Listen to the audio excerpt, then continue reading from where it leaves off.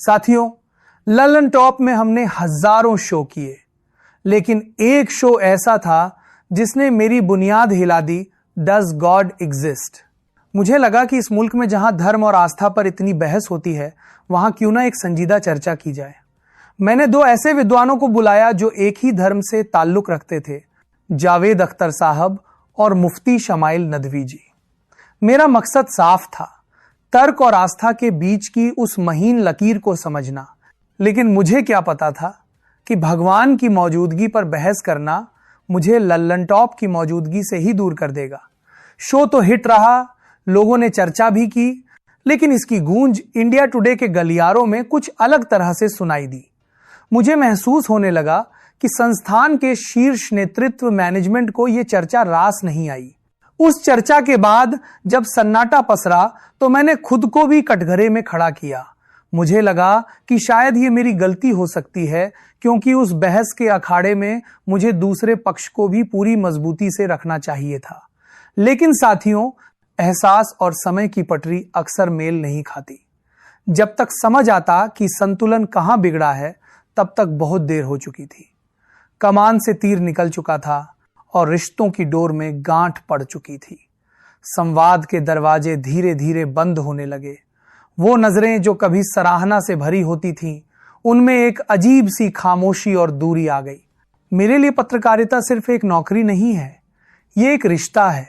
और मेरा मानना है कि आप जिस घर में रह रहे हैं, अगर उस घर के बड़े ही आपसे बात करना बंद कर दें, अगर वही आपको नापसंद करने लगें, तो फिर वहां बने रहने का कोई मतलब नहीं रह जाता। स्वाभिमान और संस्थान के प्रति वफादारी के बीच जब संघर्ष हुआ, तो मैंने अपने स्वाभिमान को चुना। मैंने तय किया कि अब फिर से कुछ पढ़ा जाए, कुछ नया लिखा जाए और फिर से अपनों के बीच उतरा जाए। मैंने सोचा कि चलो फिर से विद्यार्थी बना जाए, फिर से जमीन पर उतरा जाए, फिर से उन आंखों में झांका जाए जिन्हें अक्सर मुख्यधारा की मीडिया अनदेखा कर देती है। मुझे लगा कि अब वक्त है एक नया मुकाम बनाने का, एक नई लकीर खींचने का। साथियों, आज मैं अकेला खड़ा हूं। मेरे पीछे वो बड़ा मीडिया हाउस नहीं है, वो चमकता हुआ बड़ा ब्रांड नहीं है। आज मेरे पास सिर्फ मेरी जुबान है, मेरी कलम है और आपकी मोहब्बत है। मैं आज आपसे एक बहुत ही निजी और भावुक अपील कर रहा हूं। इस वीडियो को आज आप इतना साझा करिए, इतना लाइक करिए कि ये हर उस शख्स तक पहुंचे जिसने कभी न कभी लल्लन टॉप को प्यार दिया है। लोग कह रहे हैं कि सौरभ का दौर खत्म हो गया, लेकिन मैं कहता हूं कि ये तो अभी आगाज है। आपका एक लाइक, आपका एक सब्सक्राइब आज मेरे लिए किसी बड़ी कंपनी के फंड से 1000 गुना ज्यादा कीमती है। इस चैनल को अभी सब्सक्राइब कर लीजिए, क्योंकि ये सिर्फ एक चैनल नहीं है, ये मेरे और आपके बीच के उस अटूट भरोसे की नई इबारत है। इसे इतना फैलाइए कि ये वीडियो उन तक भी पहुंचे जिन्होंने सोचा था कि संवाद बंद करने से आवाज दब जाएगी। उन्हें पता चलना चाहिए कि नेटवर्क कंपनी से नहीं, लोगों के दिल से बनता है। साथियों, आज सिर्फ मैं नहीं बोलूंगा, आज मैं चाहता हूं कि आप भी बोलें। नीचे कमेंट बॉक्स सिर्फ एक जगह नहीं है, वो मेरे लिए आपका खत है।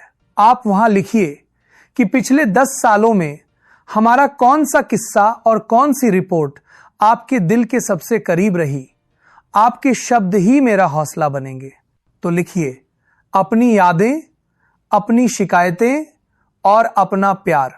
मैं खुद एक एक कमेंट पढ़ूंगा, क्योंकि आज मुझे आपके नेटवर्क की सबसे ज्यादा जरूरत है।